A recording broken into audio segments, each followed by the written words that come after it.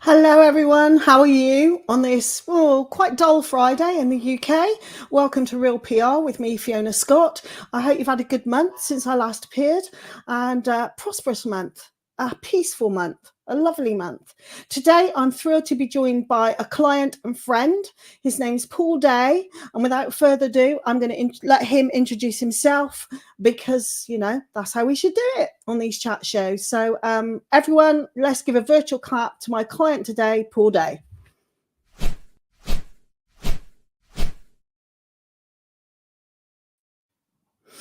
Paul, Hi, thank you for joining me. Thanks for joining me today. So introduce yourself. I know you, but lots of people don't. So tell people who you are and what you do.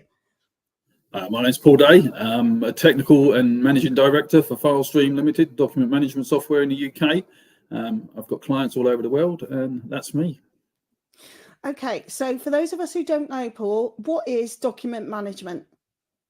So document management is a software that allows you to have documents indexed, managed, workflow, and everything assigned to them. But more to the point, it's encrypted. Today's biggest issue is ransomwares and stuff like that. So a lot of our clients have the data encrypted at rest to the same security as bank levels. So if anybody was to hack in and steal your data, they're only installing a load of encrypted files. So you're not giving away any personal identifying information. Now, when I met you, Paul, I knew nothing really about document management and how important it is. And now in my mind, it's almost like lots of filing cabinets online. But there are certain businesses where this is really, really important. So let's give people some examples of sectors you work in particularly and how you help those sectors. Yeah, so we've got customers that deal with HR, for instance. So any personal identifying information, employees, you need to keep their data protected, so it's not allowed outside. More to the point, obviously, there's GDPR now in this world where we have to protect that data. We have to have reduction and retention rules around that data. HR, obviously, is notoriously a filing cabinet where staff files are, making that fully available online. So it's accessible at a high speed. And obviously, if you get any subject access requests, you're able to find that data and deal with that in a fast manner. They do say that it takes the average person 18 minutes to find a piece of paper. If you're looking for an old piece of paper or something like that in the filing cabinet. So we deal with it in that way. So we keep all that up to date. We've obviously got clients that use customizations with us. So we can do an added extra, for instance. We can monitor employees on certain areas. So if they open a door, we know they've opened that door. We can capture that information. We also have links with finance packages. So should you receive an email coming in through with an invoice, you can automatically process that through the AI. So it's already indexed and then updated into your accounts package, and obviously start a workflow for that invoice to be approved. Okay, so I'm going to roll back a bit because you've said some things that people might not know what they are. What is a subject access request? Because you mentioned that particularly. So if you get anybody coming in from the outside world asking for what information you have on that person, basically it's a subject access request, and you've got a time limit to do or produce that information to that person.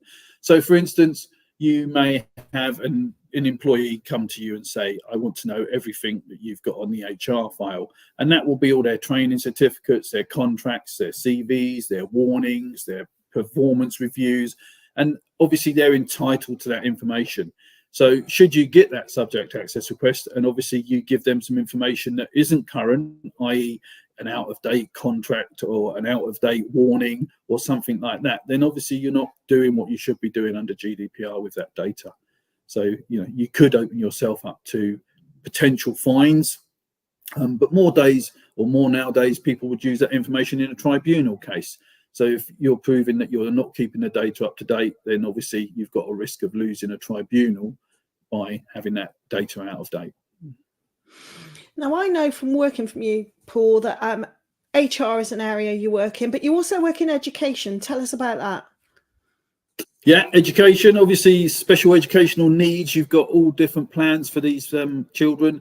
They are constantly getting updated. So obviously in schools, there's a lot of safeguarding information around students, and also the time you have to keep that. So a lot of the time now, schools have to keep that data for 21 years, which is an awful long time, but it's there, ready, available. And more to the point, should you have any safeguarding issues, that's where that information is kept up to date and the current safeguarding plan is available. And obviously, you know full well you're not putting any children at risk, and you're also dealing with their up-to-date special educational need plans. So in somewhere like a school, Paul, they'll have probably quite a large number of staff, particularly if it's a secondary school. They might have several hundred staff. Can your system allow staff to access everything, or only the bits the senior management team want them to? How do you set that up? So it's all controlled by RBAC, which is roles-based access control. So a user will belong to a role, and depending on what permissions the manager gives that role depends on what they can see. So for instance, if we were talking of a student file where you've got academic, medical, finance information for a university student, you can have a role, so only the medical people see the medical information, the academic only see the academic, and the finance only see the finance information.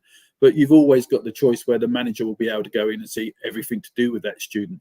So the security of the system allows you to have a full granular control on who can see what piece of paper or what subject to do with that student. Paul, I know I've spoken to some of your clients before in the work you and I have done together, but is any of this stress tested by any of your clients just to check that what you say it will do, it actually will do? Yeah, we've got a lot of well-known clients that obviously penetration test our software to make sure that we are keeping their data secure. Their banks, there's a lot of finance customers, a lot of secure customers there. Obviously, Scania is a big customer of ours, so every Scania lorry is kept, the records are kept in our system. So that's freely accessible. So a lot of testing is done. Stress testing is done as well. User acceptance testing. We don't throw out pieces of software for the customer to test. Obviously, that goes through our test program here before it gets released. And talk to me. You said that you work with clients all over the world. Give us an example that you can share. So we've got an American company that has got offices all based over. Well, they've got an office in Aberdeen and they've got an office in Houston, in Texas. We monitor all of their staff all over the world. So they've got staff out in drilling fields and stuff like that for oil. And basically, we're monitoring all their expenses and all their HR files and all the standard stuff. So if they're out there drilling and they need to see a record, they can obviously log into the system over the internet and see that record as the latest record should be, just to confirm that there's not been any updates in the plans. We've got clients in India, which always makes me laugh, that obviously that's the software capital of the world. But we've got about 20 installations now in India where they're using our software because our software is a complete solution. So over there where they had lots of different applications but not talking to each other, with ours we talk and do the whole process from start to finish for a document and the security around it. Talk to me about the background of Filestream and where this idea for the software came from back in the day, because you've been an employee for a long time and worked your way up to MD, haven't you, Paul? Yeah, I started as a van driver 29 years ago, delivering office equipment. We were selling other people's software, document management software. Back then it was discs and things like that we were selling. And we started getting into the electronic solutions as well. But what we couldn't find was a lot of these companies were American, and the support wasn't available in the UK between the hours of 9 a.m. and sort of 2 p.m. And then obviously after 2 p.m. America came online and we were able to get support. So we decided at that time that writing our own software would be a good idea, and we did. So in 2003 we started writing Filestream. In 2008 we sold the office equipment business and just went forward with the software. And since 2008, obviously Filestream has been its own entity and growing and growing and growing. Okay, now I know you can't name any names and I don't expect you to, but you also do work with some quite high profile celebrities as well. Just give us a very rough rundown of the kind of things you do for them. Yeah, so a lot of their data is obviously open to be stolen. Personal information. So we do stuff, for instance, like keeping their medical information, their personal information in a system, obviously their financial information. That's another thing we keep for them. So we know full well that should anybody try to hack any of their data, it's not available. And if they did hack it, they wouldn't be able to decrypt it because it's not an off-the-shelf encryption, it's our own encryption. And Paul, the one thing I like about, I love technology and the internet, and obviously you do because you've created software for it. But there are dangers. Just highlight to people the extent of dangers that are out there around any company of any size. Yeah, so everybody's got data, everybody's at risk. I'm going to say last year was the first year that $1 billion has been paid in ransomware to get data back. Unfortunately, it could be the email that comes in through the door that made to look like it's basically a official email, but you click on a link in that email and then obviously the damage is done. There's lots and lots of stuff out there on the internet. I mean, say, antivirus software is not the answer, because obviously there's ways that these documents come in. It could be the fact that someone's come in and plugged in a USB stick into a computer in the office and that USB stick's picked up a virus from their home computer. It could be the fact that you can take over people's identification. You can pretend to be the managing director. There's lots of stuff out there where you can see companies being hacked and personal identifying information being stolen. And once they've got that data, it's very easy to sell. And you'll find a lot of these people now don't even hold the data to ransom. They just steal it to sell because it's easy to sell and it's untraceable. Because generally we are getting clever and we are starting doing a lot more investigation and trying to find out who's responsible for these attacks. But yeah, it's data security should be at the forefront of everybody, making sure that everything is encrypted at rest. And Paul, if someone did hack into a sort of a Filestream system, or one of your clients suffered such an attack, what happens with the system to shut that attack down? So everybody's hackable. Okay, so the person that comes up and says my business will never get hacked, I feel is misguided. It's just they haven't been hacked yet. But the thing with Filestream is we keep the metadata in a separate place to the data, the image data. The image data is encrypted to AES 256, which is the same security that bank levels use. So, if one of my customers did get hacked, I know full well that they can generally say that the data has not been breached. Although there has been a data loss, it's not a data breach. And we can rebuild anything. So obviously our partners that we use for our cloud are all English based. We're all ISO 27001 and IS 9001. So we're adhering to the latest security sort of regulations and things like that. Obviously, we constantly test the servers and the software to make sure there's no routes in through back doors. That's done by external companies to us, because obviously I always believe that penetrating, testing your own software is a failure, because obviously, you need to get an external company to do that. And Paul, just set out for us, I mean, if someone was interested in Filestream, what do they need to be thinking of in terms of investment? What do these things cost? So when we talk of a standard 5-user concurrent system in the cloud, so you get 50 gig of space in the cloud, that's everything included, all your backup and everything like that, you're talking £265 a month. Yeah. Now, with all due respect, £265 a month sounds an awful lot when you can go and throw it in Google Docs or Dropbox or something like that. But obviously what we're offering you is the full solution. We're offering you workflow. We're offering you encryption. We're offering you security. When we say 5 concurrent users, most of our businesses that have 20 employees are running a 5-user concurrent system, because most people don't use it all at the same time. We're offering you the fact that you can go out with a mobile phone and app on Android or iOS, and you can look at data in your system instead of taking pieces of paper out. So we've all heard about things being left on trains, secure pieces of paper out there in the public domain.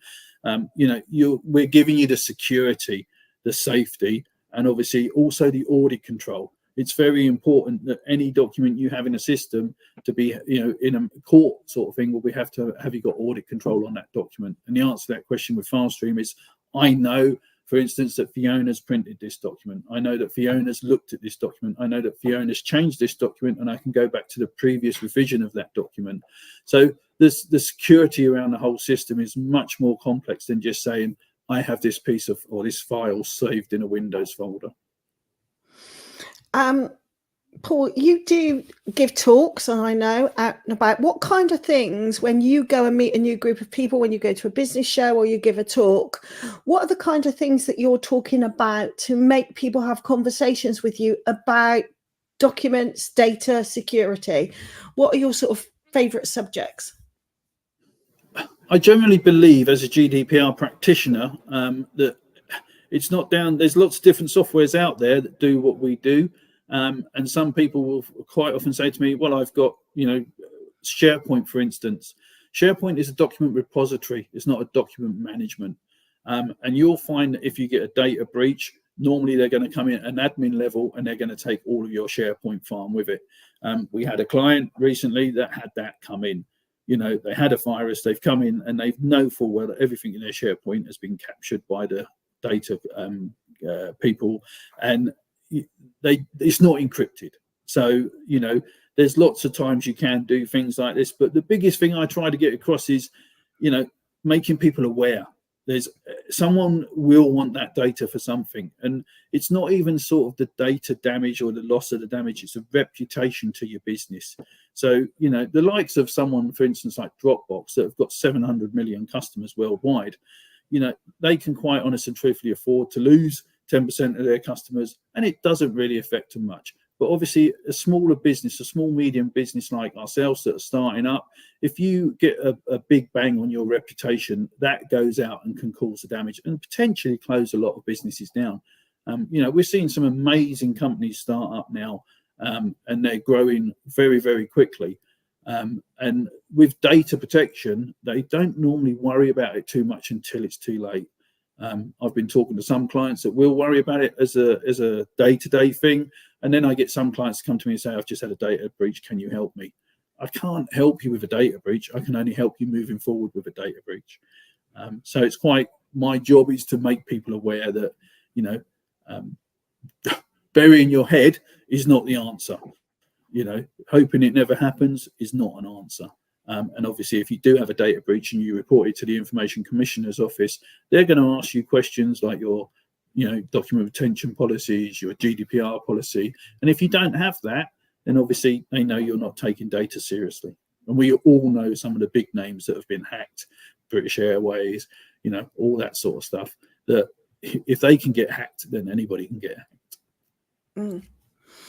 Paul, when we first met, and I have found this in the world of tech, I never thought that a company like you would embrace PR. So now that we've worked together for a while, what does PR mean to you?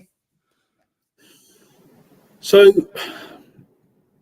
I suppose PR is getting your name seen. We are a small company. We don't have direct sales force. We're based in Crowthorne. If you Google us, you'll have to look quite hard to find us, and stuff like that. Whereas PR gets your name out there, it gets you known.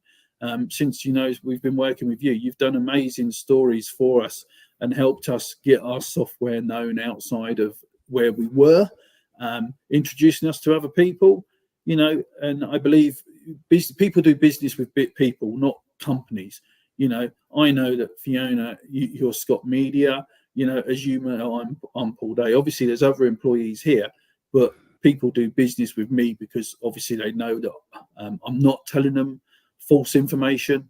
I'm selling them a solution and telling them what's best for them as a person. And everybody's different, but by all means, it's down to the nitty gritty is the same thing. Your documents that you're keeping is different to the next person's documents, but primarily it's documents that you need to protect.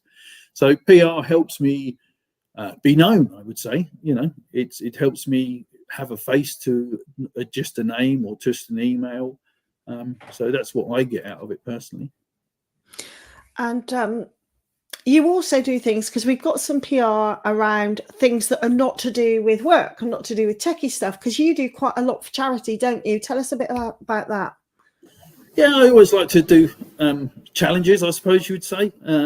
obviously raising money for charity is important, and the charities that I raise money for normally have a closeness to me. I also do obviously Father Christmas in December, and I do a lot of that for charity as well. So it could be rainbows groups, it could be beavers groups, but more and more I'm doing little individual visits to children with special needs in their own home, because they find it hard to go out into large groups of, you know, public people and stuff like that. So by me offering them a little visit, half hour in their home, you know, I get so much out of that, as much as they get out of it and the parents get out of it. But yeah, so doing charitable things, I always like to say to myself, you know, charity does begin at home, but, you know, we can all do something. And you could be the richest person in the world, but time is the most valuable thing. And to give somebody that time, even to talk to them on the phone, you know, I do a lot of work with the NHS volunteer stuff.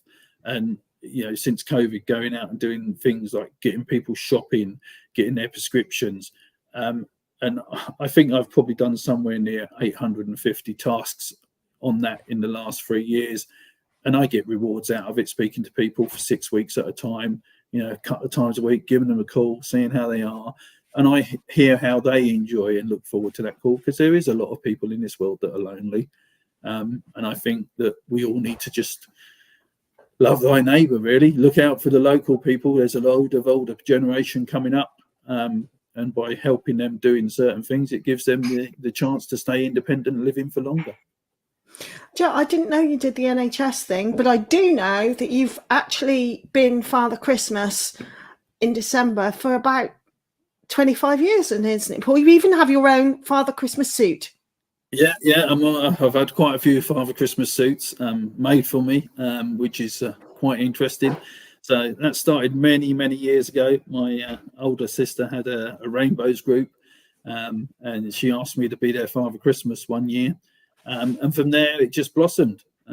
You know, someone said, oh, well, I'll make you a suit, because there was a lot of suits out there that were temporary. Let's just say that. You could use them once, and if they lasted, that was great. But yeah, to get my own suit made was a lot better than some of the suits I could have brought. And since then, as I say, it's been great. And my claim to fame is when people say, well, how good are you? Well, I've actually had my own daughter sitting on my lap just about to tell me what she was going to buy her dad for Christmas. So, and she was totally oblivious to the fact that it was me. So, but unfortunately, my sister removed her from my lap just at the prime moment when I was about to find out a few weeks before Christmas what I was getting.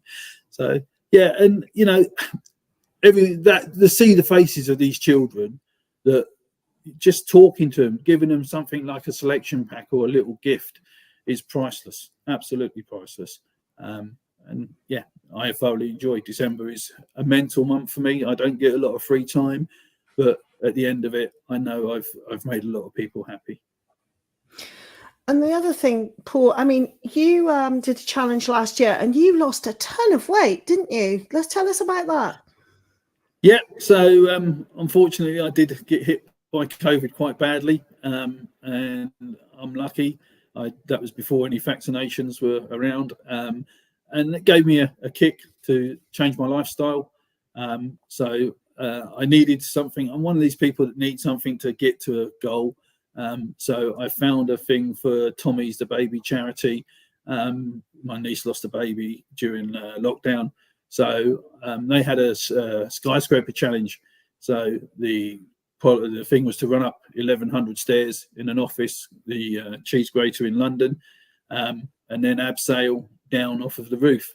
Unfortunately, there was technical issues because of the heat on the day with the abseiling part of it. But yeah, I managed to run up 1,100 stairs in just under 12 minutes, which had I have been sort of 4.5 stone heavier like I was in 2020, I don't think I could have done it in 2 hours, personally speaking. So yeah, it's I got so much out of doing that as well. I raised over £2,000 for the charity. It was a charity close to my heart, but it also helped me improve my fitness at the same time.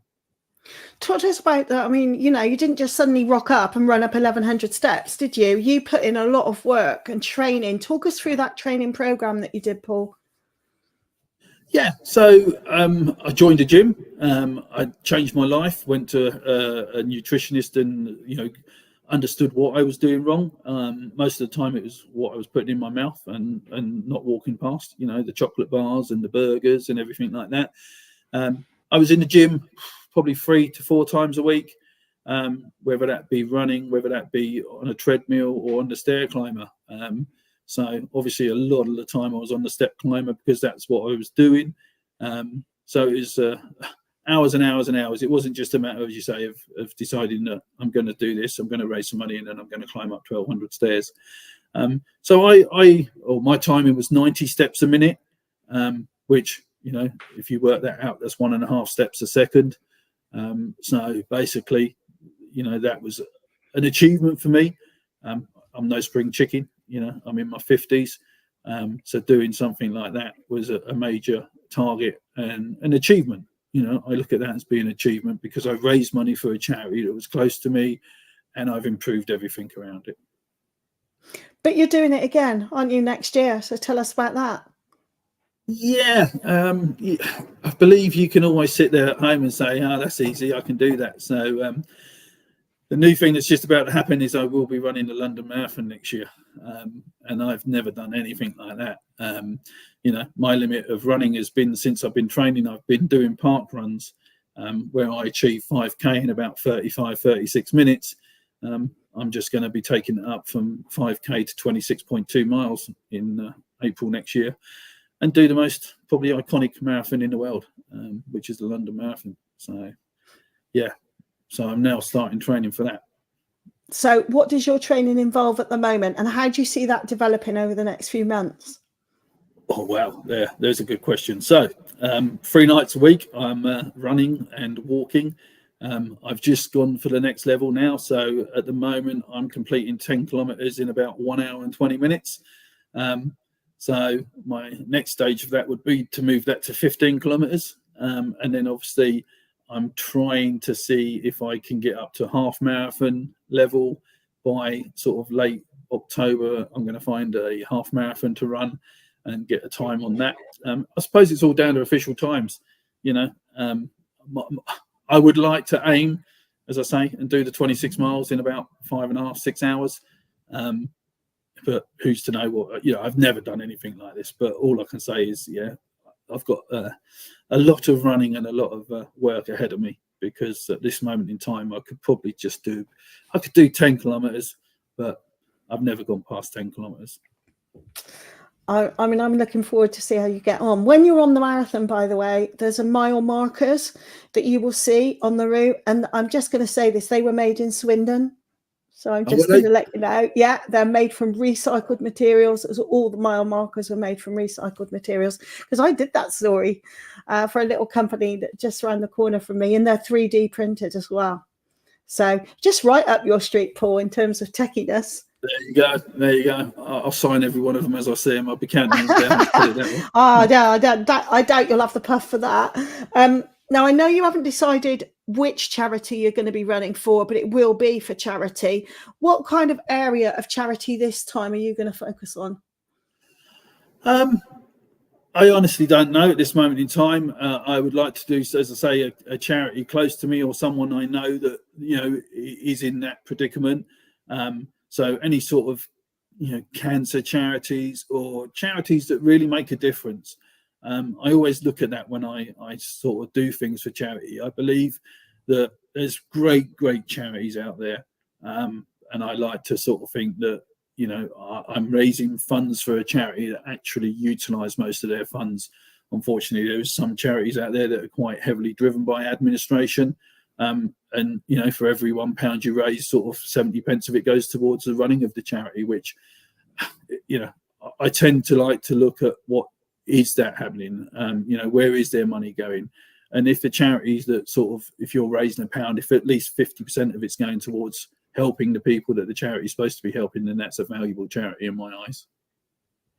Right, I'm going to take you right back, Paul, so people sort of know where you sit. So Crowthorne, Berkshire, that's where the business is based. Do you come from Berkshire? Tell us, where were you born and brought up? Yeah, born and bred in Binfield, near Bracknell. When I was born many years ago, I've lived in Binfield all my life.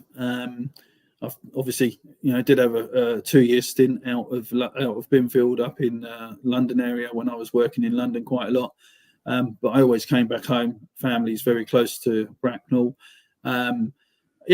So my office is probably, I don't know, 6 miles away from my house.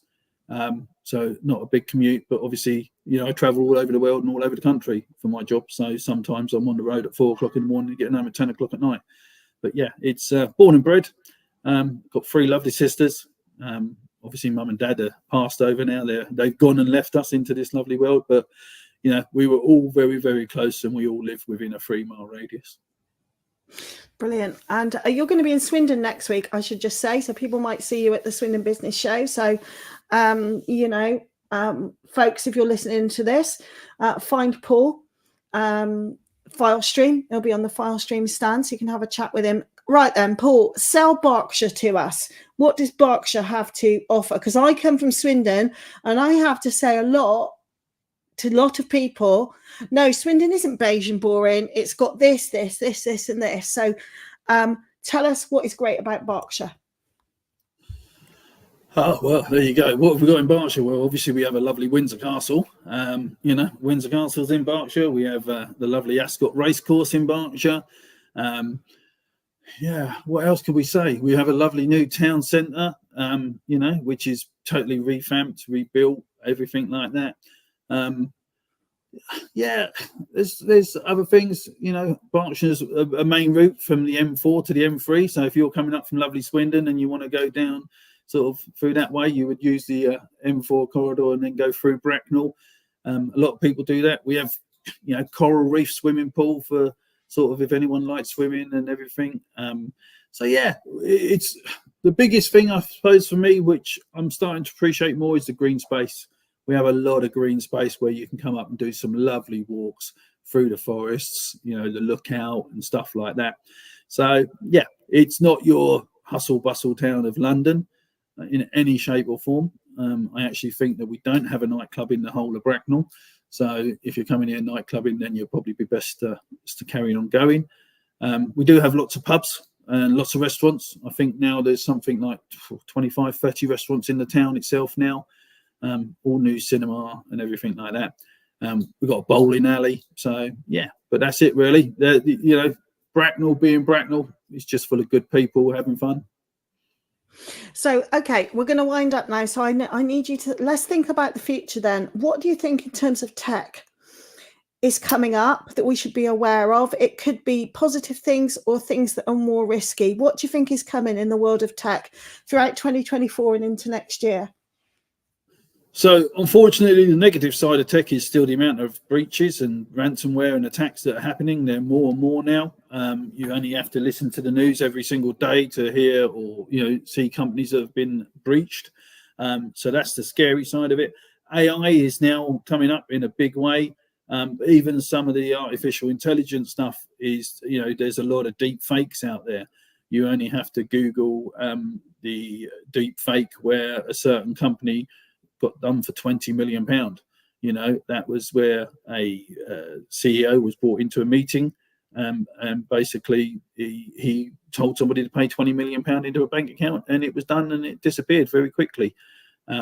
So unfortunately, there's a lot of good things in tech, but there's some bad things as well. And for them, the individual, it's very, very hard. All I would say is be very careful when you're clicking a link. Look at it, make sure you feel happy with it. And by all means, there's lots of stuff out there. There was one I saw the other day with a link from Citibank, and it was all to do with exactly the same thing, apart from the A was a different A to what it is on a computer. But, it was amazing how many people would actually click on the wrong link just because of the letter A. So technology, moving forward for good things, there's lots of amazing things coming on with technology now. We're starting to get people walking with technology, arms, people that couldn't do things. AI and technology is taking over in a big way. People say, are you scared of it? No. As someone said to me not so long ago, this sort of thing with podcasts and everything like that will never become AI, because there's an interaction, there's a personal interaction between us, and that will never be able to be done by AI. So yes, AI can ask questions, but actually for the responses and the impersonality and the smiling and the nods and the blinks in the right place, obviously that's never going to be there. So it's not something to fear, but it's something, if it's used in the right way, can enhance people's lives.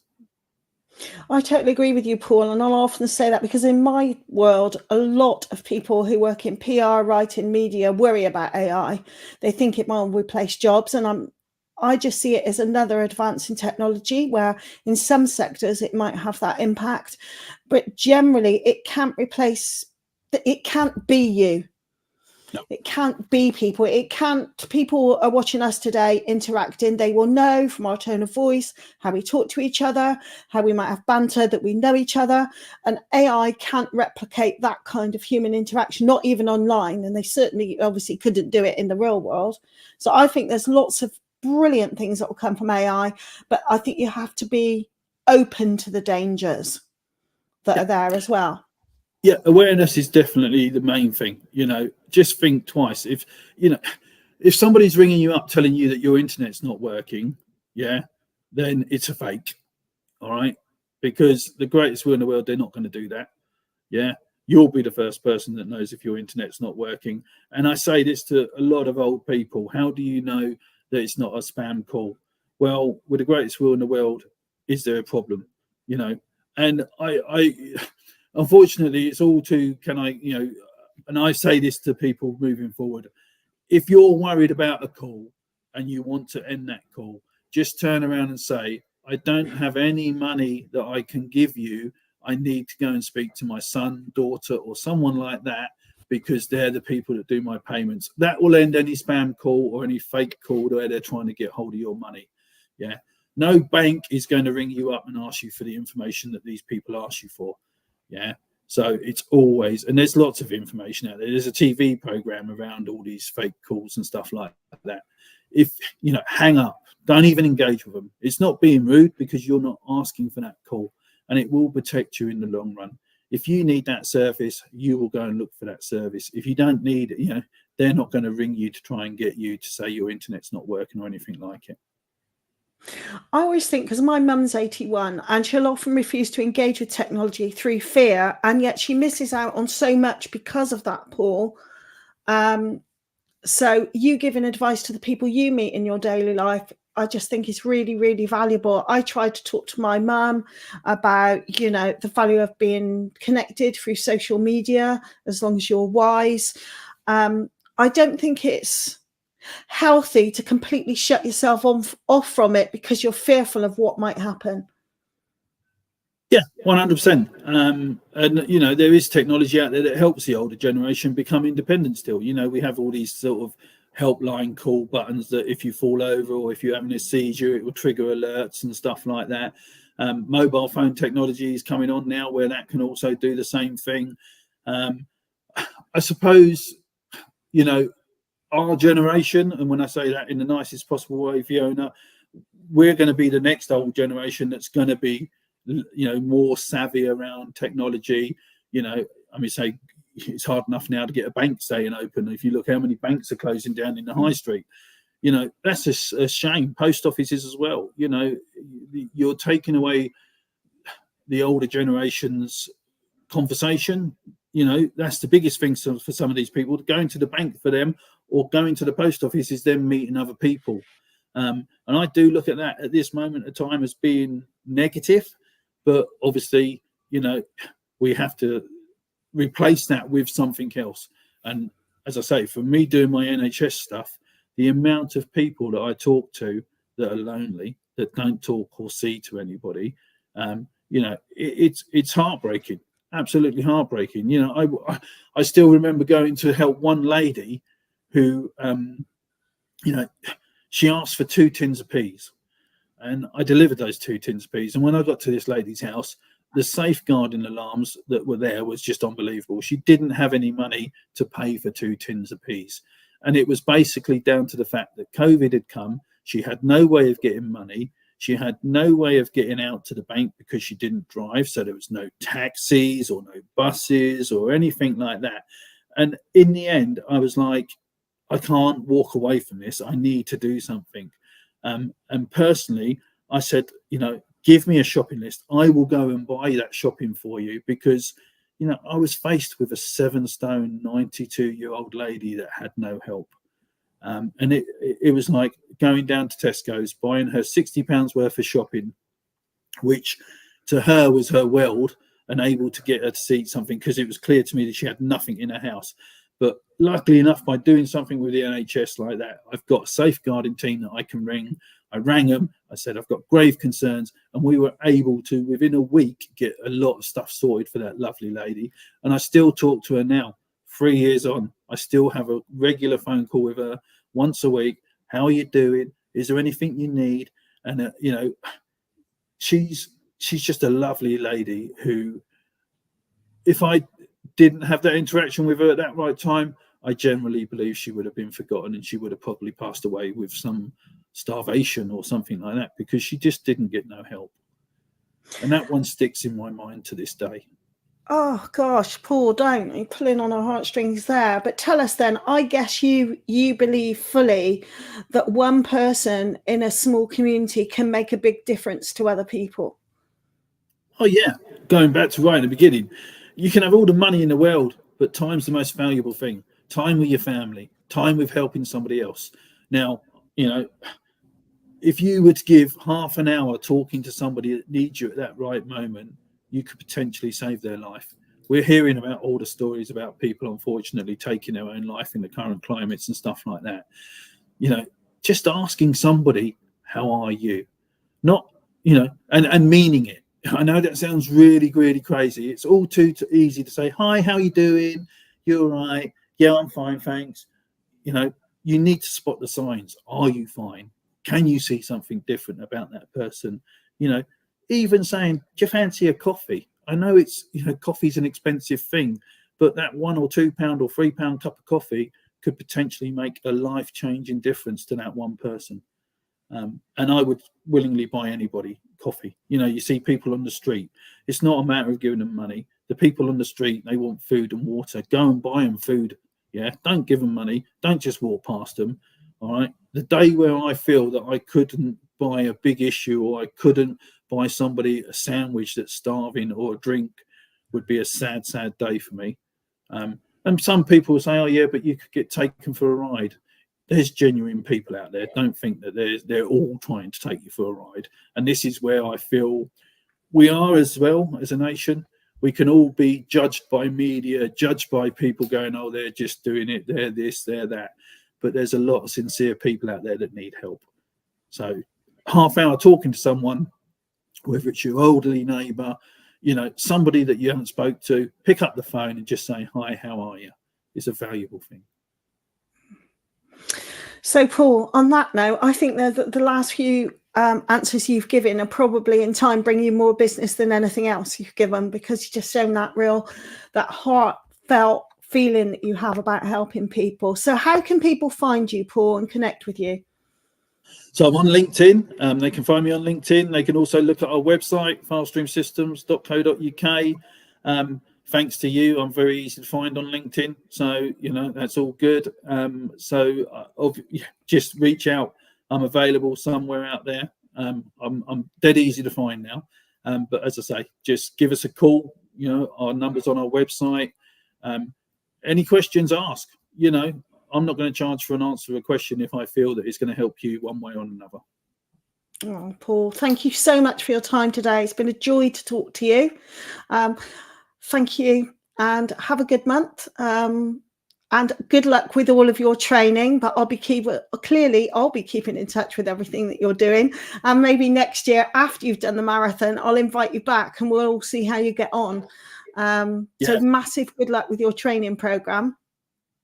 Thank you. And I'll see you next week in Swindon. Yeah. Next week I'll be in Swindon, in lovely Swindon. I'm coming down there. So yeah. I've got my passport ready to come down the M4 corridor. So that's all good. As Layla saying, go Swindon. Absolutely, Layla. Absolutely. But anyway, thank you ever so much, everyone, for watching. If you're watching this on catch up and you've got any questions to ask, absolutely, I will pick them up. I'll pick them up either myself or I'll pass them on to Paul, because Paul and I speak on an almost weekly basis. So I'll pass on any questions to Paul. Thank you so much for listening in. That's it for today. Hope you have a fantastic weekend, and join me next month on Real PR, and I will tell you soon who my next guest will be. Thank you very much.